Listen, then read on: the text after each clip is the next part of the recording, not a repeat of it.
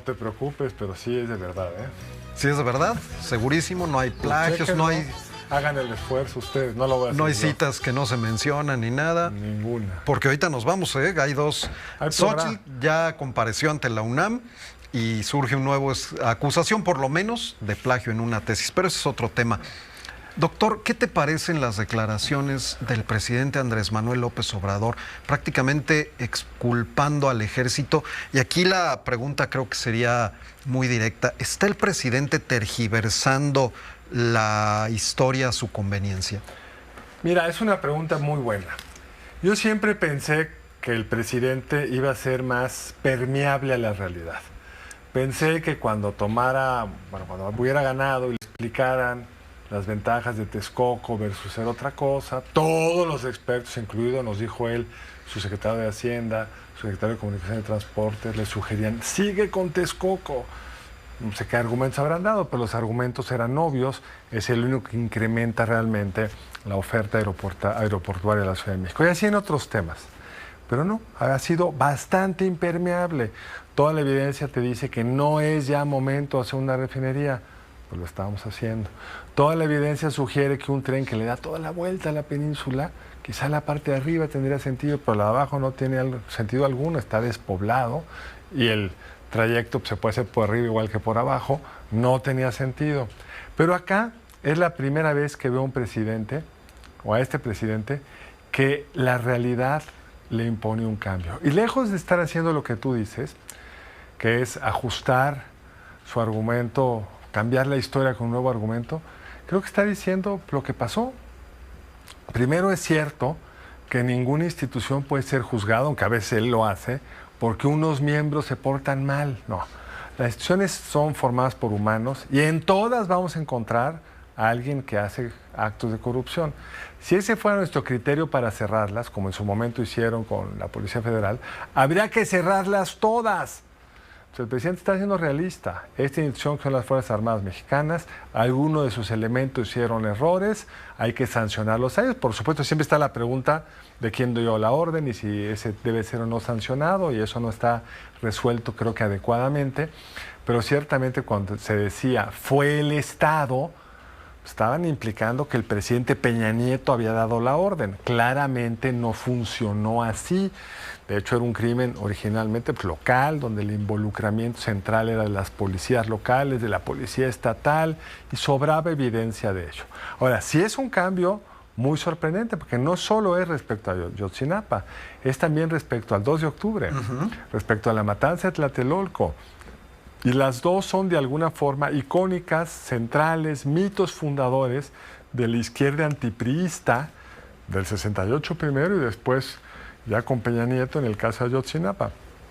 Entonces creo que este cambio demuestra un presidente pues, que está preocupado por cuidar su relación con el ejército, que sabe que estaba en una disyuntiva sin salida, porque si continuaba con la estrategia de culpar al Estado, pues tenía que llegar al jefe del Estado, a Peña Nieto, o al jefe del ejército, el secretario de Defensa entonces, Nacional, claro, o el secretario de las Fuerzas Navales, de la Armada, y no solo no hay evidencia de que hayan sido los responsables, sino tenía una serie de implicaciones muy serias para ellos y eventualmente para él, porque si la forma de juzgar una omisión, no sé qué tan fuerte, no sé qué tan grave, de las Fuerzas Armadas que estaban ahí cerca del asesinato, el secuestro horrendo de estos muchachos, o esta evidencia que se ha presentado, que miembros ahí del soldados, miembros de las Fuerzas Armadas recibían dinero, eran cómplices.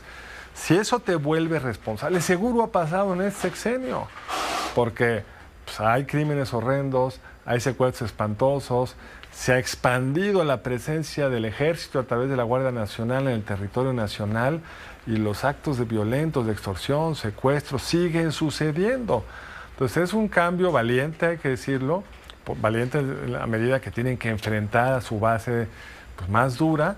Impresionante que poco le ha costado con su base, cuán disciplinada es la organización, el movimiento, para pues, tolerar un cambio de 180 grados de un presidente que recordemos que cuando era candidato decía que México no requería fuerzas armadas, que cuando era candidato fustigó al ejército por un operativo exitoso, aunque violento, en contra de un grupo de criminales, y recuerdo bien en Puerto Vallarta. Incluso rechazó la protección del Estado a su seguridad siendo candidato. Exacto, por desconfianza aparentemente. Exactamente. Entonces, sí es un cambio de fondo, pero tiene este otro elemento muy preocupante, que es el papel que le ha dado a las Fuerzas Armadas. Justo a eso quería llegar, doctor. ¿Por qué tanto apoyo al ejército y por qué tanta protección? Porque incluso en los últimos días pues se ha filtrado que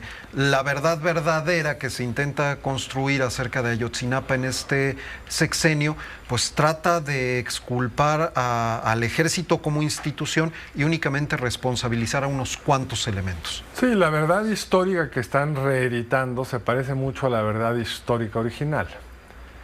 Pero la pregunta de fondo es yo creo que la que estás esbozando, que es, más allá de este caso horrendo y que hay que deslindar a los responsables y siempre está este dilema de pues, hasta dónde hay que subir en la cadena de mando para encontrar, si no al que dio la orden, al que fue omiso, etcétera, pues sí tenemos un cambio de fondo en el papel de las Fuerzas Armadas en muchos ámbitos que no los tenía y que no los debería de tener. No los debería de tener primero porque la Constitución es muy clara.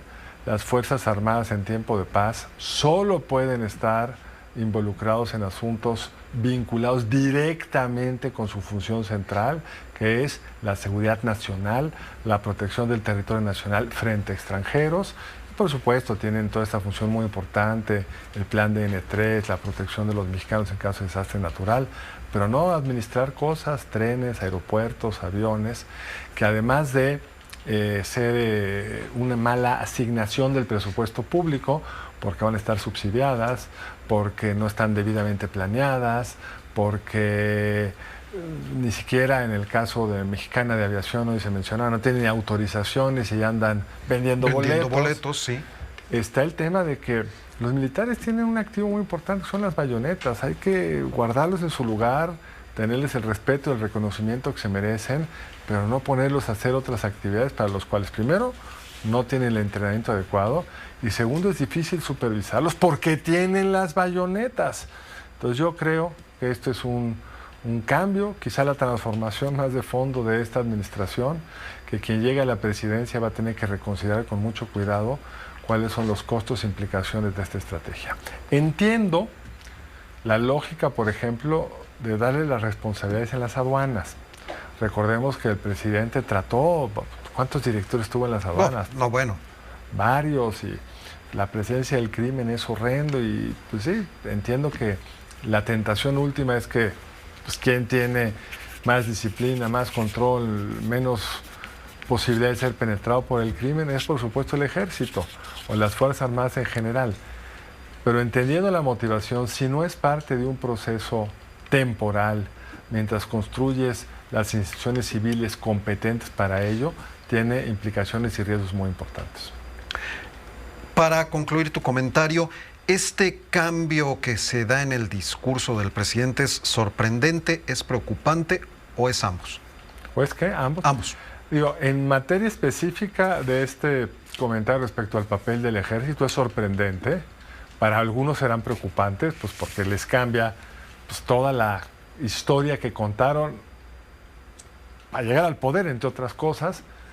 Pero creo que lo que es más preocupante es en general este papel ampliado que tienen las Fuerzas Armadas, que sospecho que incluso dentro de las Fuerzas Armadas debe de generar ciertas tensiones y que como país tendríamos que estar discutiendo con base en la experiencia internacional, en base con nuestra historia, cuál es el papel correcto que deben de tener en una república democrática como la nuestra las Fuerzas Armadas.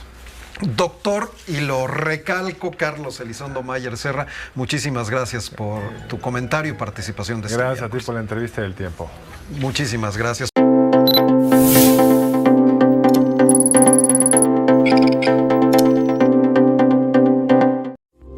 Esta fue una producción de Grupo Fórmula. Encuentra más contenido como este en radioformula.mx.